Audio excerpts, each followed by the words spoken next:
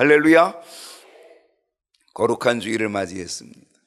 오늘도 주님의 전에서 예배드리는 우리 모든 성도님들을 주님의 이름으로 환영하고 또 축복합니다. 완연한 가을을 맞이했습니다. 아름다운 가을 날입니다. 변함없이 예배 자리를 지켜가는 우리 모든 성도님들께 감사하고, 또 하나님께서 예비해 주신 이 10월 첫 주일에 놀라운 예비된 은혜가 저와 여러분에게 넘치는 축복의 날 될 수 있기를 소망합니다. 오늘 10월 첫 주일입니다. 오늘은 세계 성찬 주일로 지킵니다. 1, 2, 3부 모든 예배에 성찬 예식을 갖게 되었습니다. 오늘의 성찬은 예수님을 나의 구주로 믿고 고백하는 모든 사람들, 그 믿음이 있는 분들은 누구든지 성찬에 참여하실 수가 있습니다. 믿음으로 성찬에 참여하시기를 바랍니다. 성찬은 은혜를 받는 통로입니다. 하나님께서 우리들에게 은혜를 주시는 방법은요, 다양합니다.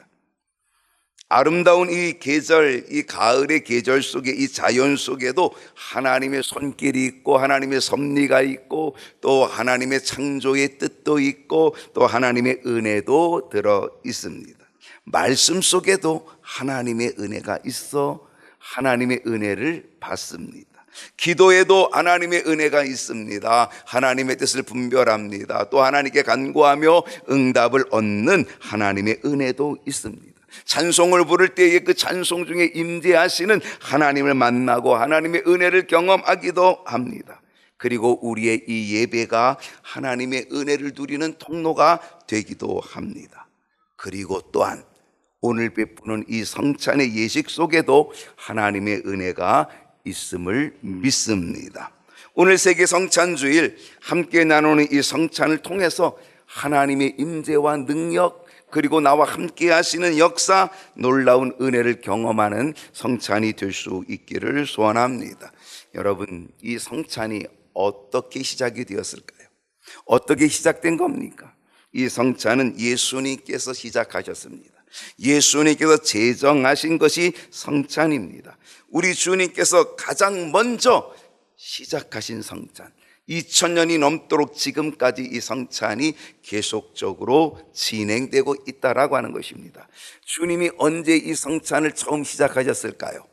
그것은 예수님이 십자가를 지시기 바로 전날 밤, 제자들과 함께 마지막 만찬, 6월절 마지막 만찬을 잡수시는 바로 그때에 바로 이 성찬을 제정해 주셨습니다. 제자들과 마지막 식사 자리를 하시는 그때에 우리 주님께서 떡을 가지고 그리고 포도주를 가지고 성찬을 베풀어 주셨습니다. 십자가에 못 박혀 죽으시기 전날 밤 바로 이 성찬이 만들어지게 되었다는 사실입니다. 누가복음 22장 19절 다 같이 봅시다. 시작.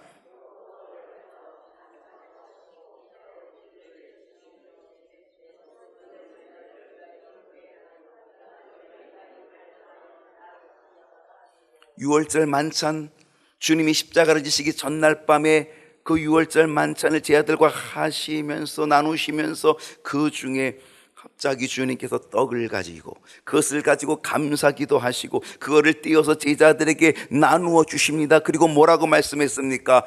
이것은, 이 떡은, 이 빵은 내가 너희를 위하여 주는 내 몸. 오늘 여러분에게는 전병이 오늘 분급될 터인데, 여러분이 이 전병은 뭐다? 주님의 몸. 오늘 여러분이 이 믿음으로 이 성찬을 대하면 그것은 은혜가 될 줄로 믿습니다. 그래서 주님이 이것은 내가 너희를 위해 주는 내 몸이라, 이를 행하여 나를 뭐하라? 나를 기념하라 라고 그렇게 말씀해 주셨습니다. 주님을 기억하고 기념하고 감사하라, 바로 그런 얘기입니다. 마태복음 26장 28절을 보게 되면 이것은 죄사함을 얻게 하려고 많은 사람을 위하여 흘리는 바 나의 피. 무슨 피? 언약의 피. 여러분, 언약이 뭡니까? 약속입니다.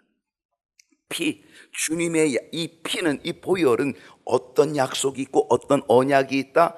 이 피는 우리의 모든 죄를 다 용서하고 우리의 모든 죄를 다 씻어내고 우리를 구원해 주는 언약, 언약의 피가 되는 줄로 믿습니다.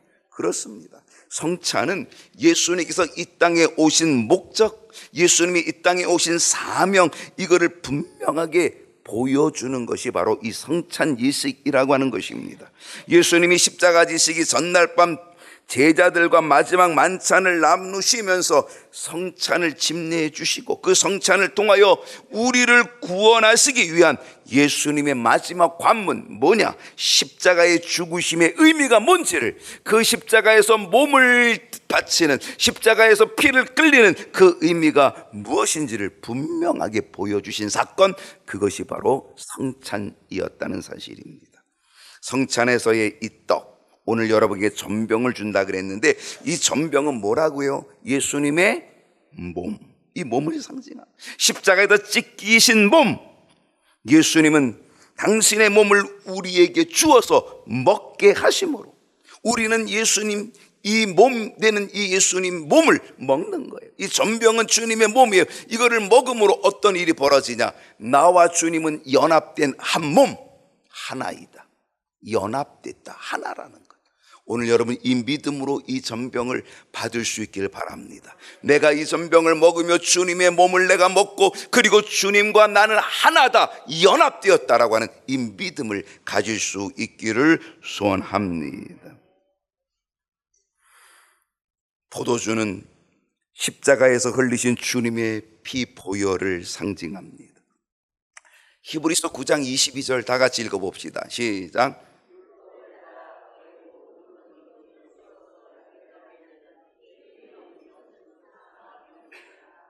모든 것이 뭐로 정결하게 된다고요? 피로 정결. 피 흘림이 없으면 뭐가 없다고요? 사함이 없다는 거예요. 오늘 주님의 피 흘림이 없다면 우리에게 용서가 없습니다. 우리의 죄의 문제를 해결할 수가 없습니다. 사함이 없습니다. 피 흘림이 있어야 된다. 모든 것이 다 피로서 정결하게 되는데 특히 우리의 죄를 정결하게 하는 것은 반드시 피 흘림이 있어야 된다. 그 피 흘림이 누구의 피 흘림? 바로 우리의 중보자 되시는 하나님의 아들로 이 땅에 오신 예수 그리스도의 보혈, 그 피 흘림이 우리의 모든 죄를 사하는 용서의 구원의 피 흘림이 되는 줄로 믿습니다. 그래서 예수님은 우리를 정결하기 위하여서 십자가에 피 흘려 죽으셨고 그 피로 우리의 모든 죄, 우리의 과거와 현재와 그리고 미래의 모든 죄를 사하여 주신 줄로 믿습니다. 히브리서 9장 26절을 봅니다. 다 같이 읽어볼까요? 시작.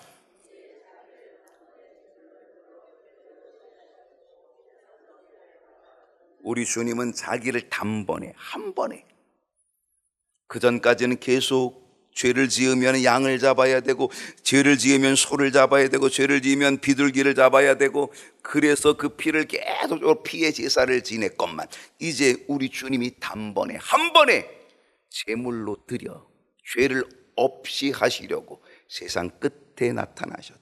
우리 주님이 한 번에 단번에 이 모든 것을 다 해결해 주시는 거죠.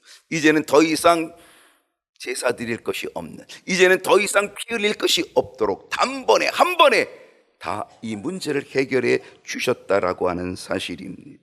그러므로 성찬은 나를 구원해 주신 우리 주님의 십자가의 은혜를 뭐하는 시간이다? 감사하는 시간. 날 구원해 주셨다, 주님의 보혈로 나를 씻어주시고 나를 구원해 주셨다라고 하는 이 구원의 은혜를 감사하는 시간, 이게 성찬입니다. 또한 이 성찬은 예수 그리스도의 몸과 피를 먹고 마심으로 주님과 나는 한 몸으로 연합되었다. 주님, 나는 주님과 한 몸입니다. 하나입니다. 연합된 몸입니다. 라고 하는 이 믿음의 고백을 갖는 시간, 이게 성찬입니다. 그리고 이 성찬은 예수님의 십자가의 죽으심, 그 과거의 사건만을 기념하는 것이 아니라 예수 그리스도께서 다시 이 땅에 오실 재림을 소망하는 소망의 시간, 이것이 성찬이 될 줄로 믿습니다. 고린도전서 11장 26절 읽습니다. 시작.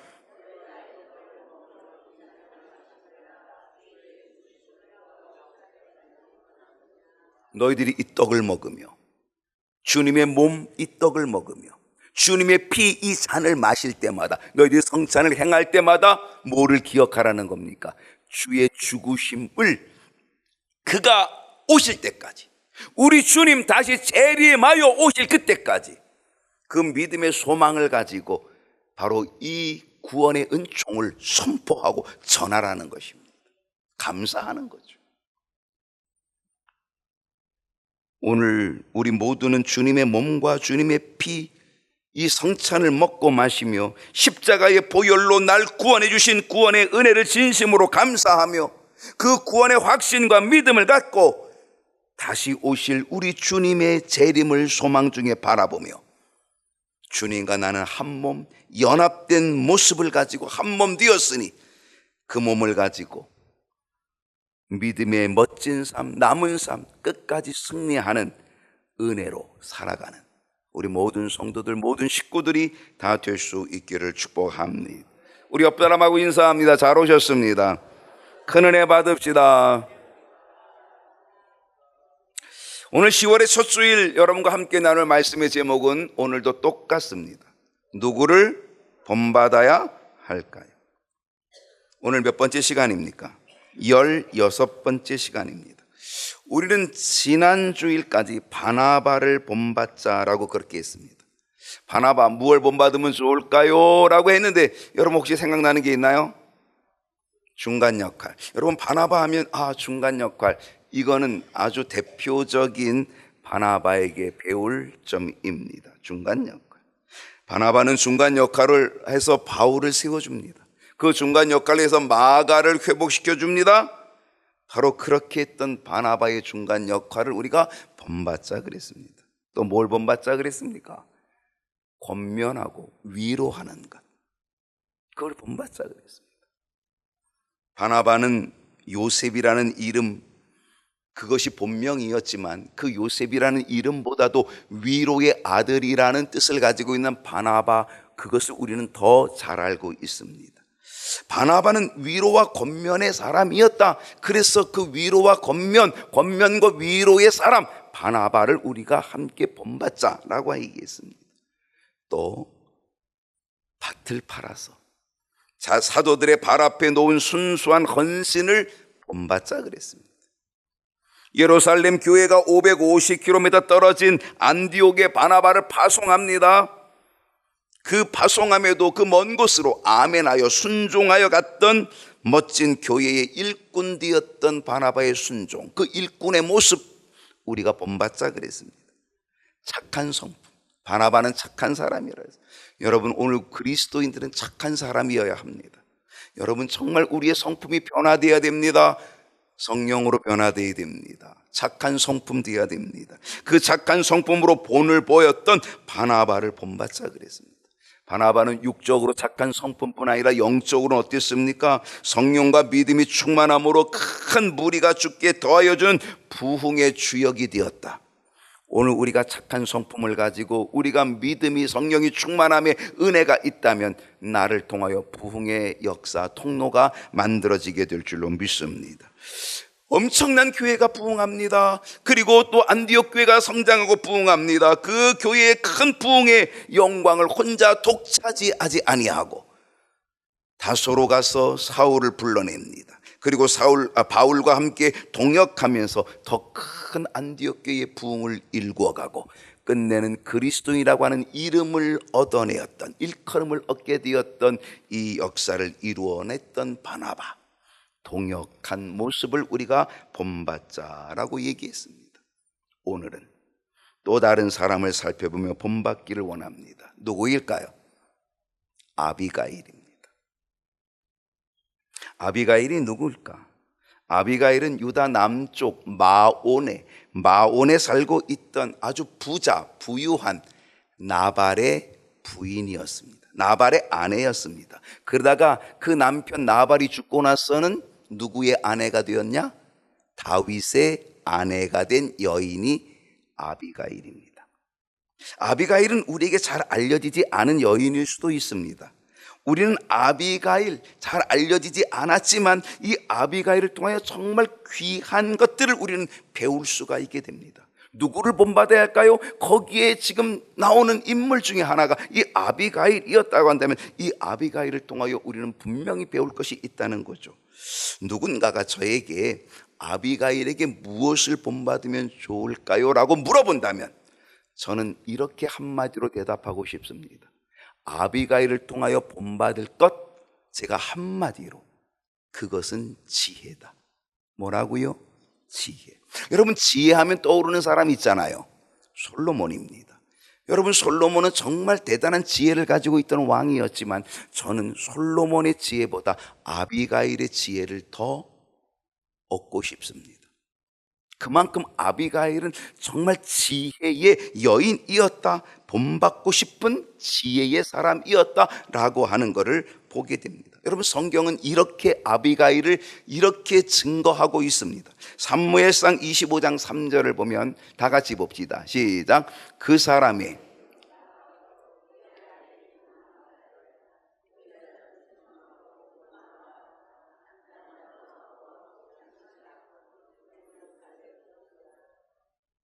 나발이라는 사람이 나오고 그 다음에 아비가일 그 아내가 나옵니다. 그런데 성경은 뭐라고 증언하냐면 그 여자는, 아비가일은 뭐 하였고? 총명하고. 여러분, 총명한 것이 뭐예요? 그게 지혜입니다. 총명하고 용모가 아름다웠다. 얼마나 좋아요. 예쁜데 총명하면 얼마나 아름답고 얼마나 귀하고 얼마나 좋습니까? 사무엘상 25장 33절을 보게 되면요, 또 내 지혜를 칭찬할지며 또 내게 복이 있을지로다. 누구의 얘기인지 아십니까? 다윗이 아비가일에게 하는 고백입니다. 다윗이 아비가일을 만나고 나서 아비가일에게 이렇게 고백합니다. 내 지혜를 칭찬할지며 또 내게 복이 있을지로다. 다윗이 아비가일을 만나보니 그 지혜가 대단했다는 거예요. 그래서 그 지혜를 통하여 내가 복이 있을지로다, 이렇게 선포하고 있다는 것입니다. 그러면서 다윗은요, 이 아비가일을 만나게 된 것은 정말 하나님의 은혜라고 찬송합니다. 32절을 보십시다. 다윗이 아비가일에게 이르되 오늘 너를 보내어 나를 영접하게 하신 이스라엘의 하나님 여호와를 찬송할지로다. 여러분, 다윗이 아비가일을 만나보니까, 이 여인을 만나보니 얼마나 총명한지, 얼마나 지혜가 대단한지, 와, 하나님이 너를 만나게 해주신 건 이건 하나님의 은혜다. 너를 만나게 해주신 하나님을 찬송할지로다. 이렇게 다윗이 칭찬하였던 여인이 누구다? 아비가일. 다윗이 인정하고 다윗이 칭찬했던, 그리고 이 여인을 만난 것은 하나님의 은혜라고 하나님께 감사 찬송하였던 이 여인, 이 아비가일, 과연 그녀의 지혜는 구체적으로 어떤 것이었을까? 이 아비가일이 가지고 있는 지혜는 어떤 것이었을까? 오늘의 주제, 아비가일을 통하여서 우리는 무엇을 본받으면 좋을까? 오늘 한 가지만 얘기하겠습니다. 그 하나는 순발력입니다. 순발력을 국어사전적으로 표현하면 이렇습니다. 순간적으로 판단하여 말하거나 행동하는 능력. 순발력은 능력입니다. 어떤 능력? 순간적으로 판단하는 능력, 순간적으로 판단해서 말하는 능력, 순간적으로 판단하여 행동하는 능력, 이게 순발력이라 국어사전에 그렇게 나와 있습니다. 여러분, 순발력도요, 종류가 다양합니다. 육체적으로는 근육이 순간적으로 빨리 수축하면서 나오는 힘이라고 국어사전에 나옵니다. 근육이 순간적으로 빨리 수축해요. 그래서 운동선수들이 뭐가 있으면 좋은가요? 순발력이 있으면, 와, 저 선수는 순발력이 뛰어나 대단해, 그러면 아주 좋은 선수가 될 수 있다라고 하는 사실입니다. 그런데요, 오늘 제가 말하고자 하는 이 순발력은 단순히 육체적인 것만이 아닙니다. 물론 육체적인 순발력도 좋아야 하지만 육체적인 것만이 아니라 오늘 말하고자 하는 순발력은 전인적인 순발력입니다. 여러분은 어떤 순발력을 가지고 계십니까? 아이고 목사님 나는 순발력이 없어요. 아니에요. 제가 보니까 다 순발력이 있어요. 여러분은 어떤 순발력 가지고 있는지 여러분 생각해 보십시오. 실상 순발력에는요 좋은 면이 일반적인 생각입니다. 순발력이 좋다는 거는요 그건 바로 칭찬입니다. 그렇죠? 그래서 일반적으로 순발력하면 좋은 면이 일반적인 생각이지만 근데 그렇지 못한 순발력을 가지고 있는 경우도 꽤 많습니다. 일명 나쁜 순발력입니다. 혹시 여러분도 이 순발력이 있을 수도 있습니다. 전철 타보셨나요? 전철이 들어오고 있습니다라고 안내방송이 나오고 곧 전철이 들어옵니다. 그러면 사람들이 막 의자에 앉아있다가 전철이 들어온다 그러면 뭐 하고 있어요? 이제 딱 전철의 문이 열리기를 기다리면서 다 앞으로 모입니다. 그리고 순발력을 발휘하기 시작합니다. 막 눈이 돌아갑니다. 그래서 자리를 어디로 볼까? 그러다가 문이 딱 열리는 순간에 그냥 쏜살같이 막 슬라이딩 하드식으로 달려가서 엉덩이를 딱 뒤려밀고 그리고 탁 한 좌석을 차지하고 앉습니다. 순발력 대단합니다. 엄청 빠른 순발력을 가지고 있습니다. 때로 위기에 몰리면 기가 막힌 순발력을 발휘합니다. 그리고 떡하니 내놓는 오리발이 있습니다. 그런데 아비가일은 순발력을 발휘하는 그 순발력, 아비가일의 순발력은 그런 순발력이 아닙니다. 이기주의의 순발력, 약삭빠른 순발력이 아니라 아비가일의 순발력은 지혜의 순발력이었습니다. 사무엘상 25장에 여러분 전체를 여러분이 꼭 집에 가서 한번 읽어보십시오. 사무엘상 25장, 제가 다음 주도 아비가일에 대한 본받는 이야기를 제가 할 것인데요, 이 사무엘상 25장 전체를 다 읽어보면 바로 이 아비가일에 대한 이야기가 쭉 나오는데 여기에 등장인물 세 사람이 나옵니다. 누구냐? 바로 이 아비가일의 남편인 나발이 나오고 다윗이 나오고 그리고 주인공 아비가일, 이렇게 세 사람 등장인물이 나옵니다. 그 첫 번째 인물은 누구냐면 나발입니다. 나발. 이 나발은요 순발력이 없는 사람입니다. 나발은 다윗에게 은혜를 입은 사람이었습니다. 왜냐하면 이 나발은 목축업을 하는 사람입니다. 그런데 이 목축업을 들판에서 하고 있을 때에 다윗과 함께 했던, 그때 다윗은 사울을 피하여서 지금 숨어있는 꼴이 있었거든요.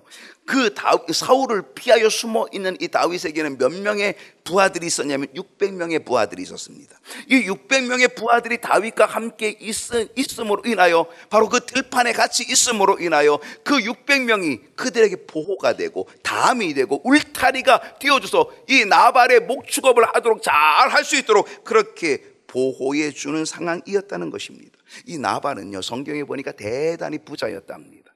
양이 3,000마리, 그리고 염소가 1,000마리. 제가 얼뜻 계산해 보니까 한 100억대 200억대 정도의 억만장자입니다. 아주 대단히 부자였습니다. 다윗에게 은혜를 입은 이 아주 부자였던 나발, 그런데 다윗에게 은혜를 입었다는 사실을 뭐예요? 전혀 깨닫지 못합니다. 그는 순발력이 없는 사람이었습니다. 모든 사람은 지금 이 나발이 부유하게 되고 이 나발이 지금 이렇게 안전하게 된 것은 다윗이 지켜주기 때문이라고 하는 걸 누구든지 다 알고 있습니다. 근데 이거를 누구만 몰라요? 정작 나발 자신, 주인만은 모르고 있었다는 거죠. 그는 순발력이 없는 사람이었습니다. 사무엘상 25장 16절의 말씀을 한번 읽어봅니다. 이거는 바로 누가 얘기하는 거냐면 이 나발의 종들이 얘기하는 겁니다. 하인들이 얘기하는 겁니다. 다 같이 읽어봅시다. 시작.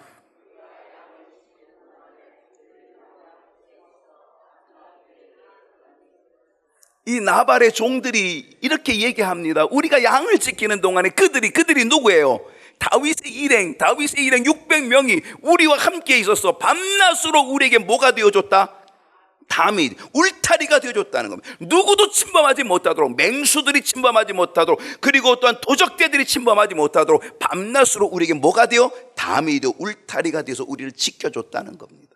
여러분, 하인들이 열심히, 종들이 열심히 일해서가 아니라 다윗의 일행들이 그들을 지켜줬기 때문에 안전했다라고 하는 겁니다. 이 누가 고백해요? 나발의 종들이 고백합니다. 종들도 알고 있는데 정작 주인은 이 은혜를 모르고 있었다는 거죠. 순발력이 없었다는 겁니다. 오늘 여러분 이 은혜의 순발력을 알아야 합니다. 하나님이 나를 얼만큼 사랑하시는지 이 은혜에 대한 순발력이 우리에게 있어야 합니다. 그거를 모르면 나발과 같이 되고 맙니다. 은혜를 모르는 자가 되는 거예요. 다윗도 순발력이 있었습니다. 다윗은 어떤 순발력이 있었을까? 이 나발이 다윗의 요청을 거절합니다. 다윗이 자기 부하들이 600명인데 먹을 것이 떨어졌습니다. 그래서 이 먹을 것을 나발에게 가서 요청을 합니다. 부유한 나발에게. 왜냐하면 그들에게 보호막이 되어줬기 때문에 그래서 가서 뭐 요청하면은 그래도 은혜를 입었으니 은혜를 베풀어 주리라 이렇게 생각을 하고 부하들을 시켜서 나발에게 보내서 뭔가 먹을 거를 좀 달라고 요청을 합니다. 그런데 이 나발이 뭐라고 합니까? 단칼에 거절합니다. 그리고 거절할 뿐만 아니라 이 나발이 다윗을 모욕합니다. 모욕하는 욕을 하게 되었다는 사실이에요. 막말로 모욕을 합니다. 은혜를 저버린 것뿐만 아니라 막말로 모욕을 하는 그 소식을 다윗이 듣게 됩니다. 그때 다윗은 순발력을 발휘합니다. 13절 말씀 보십시다. 다 같이 읽습니다. 시작.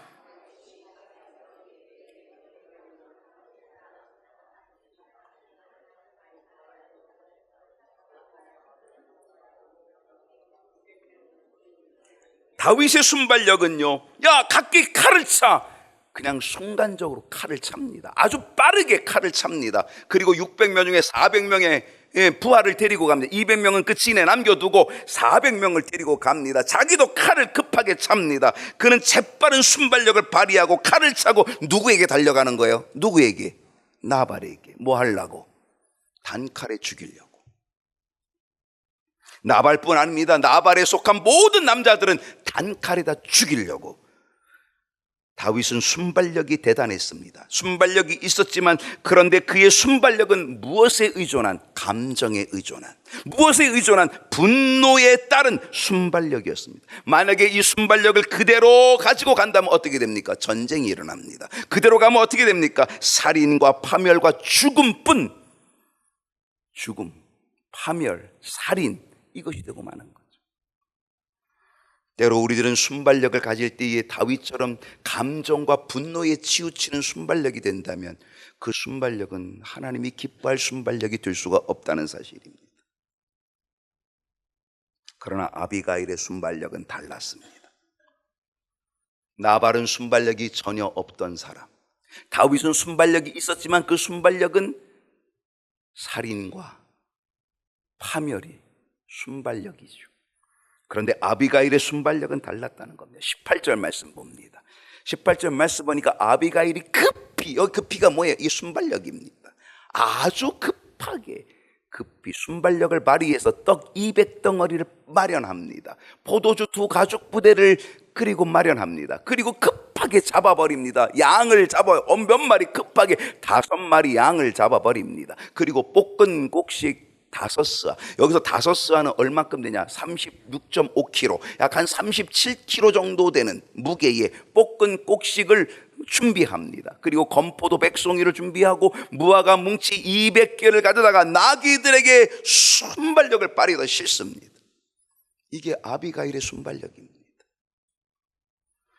19절 말씀을 보면은요, 19절의 말씀에 소년들에게 그 자기의 일꾼들에게 말합니다. 소년들에게 이르되 너 나를 앞서 빨리 가라 이거죠. 빨리.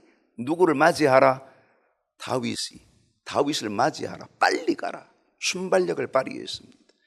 나는 너희 뒤에 가리라 하고 그의 남편 나발에게는 뭐 하였다? 말하지 아니했다. 여러분, 이것이 지혜의 순발력입니다. 만약에 남편 나발에게 얘기했다면 어떻게 되겠어요? 그럼 남편이 못 가게 막았을 겁니다. 그럼 어떻게 돼요? 그러면 다 죽고 마는 겁니다. 그래서 남편에게 나발에게 말하지 아니하는 이 지혜의 순발력을 가지고, 그리고 남편에게는 말하지 않고 다윗을 마중 나가게 되었다는 사실입니다. 자, 20절 말씀을 봅니다. 2절 말씀을 보면은 아비가일이 나귀를 타고 산 호젓한 곳을 따라 내려가더니 다윗과 그의 사람들이 자기에게로 마주 내려오는 것을 만나니라. 여러분, 아비가일의 순발력이 다윗의 마음을 진정시켜 줍니다. 다윗은 지금 칼을 차고 옵니다. 400명의 부하들을 데리고 칼을 차고 지금 달려옵니다. 다윗의 순발력은 뭐 하는 순발력이에요? 죽이러 오는 순발력입니다. 근데 이 다윗의 죽이러 오는 이 순발력을 지혜의 순발력으로 그 살인의 일을 막아낸 사람이 아비가일이었다는 거죠.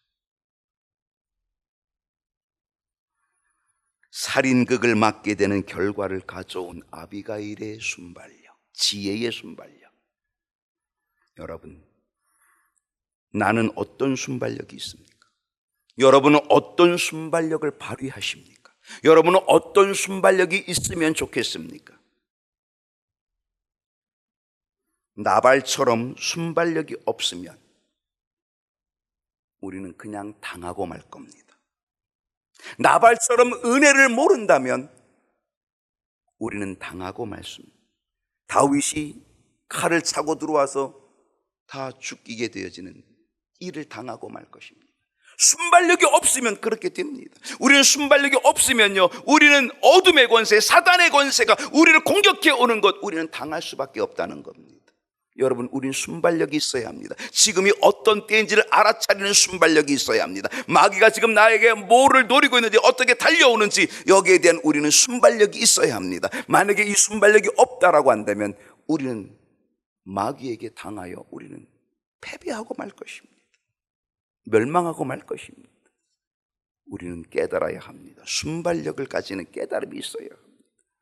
우리는 다윗처럼 순발력이 있다라고 한다면 우리는 때로는 감정에 치우칠 수 있습니다.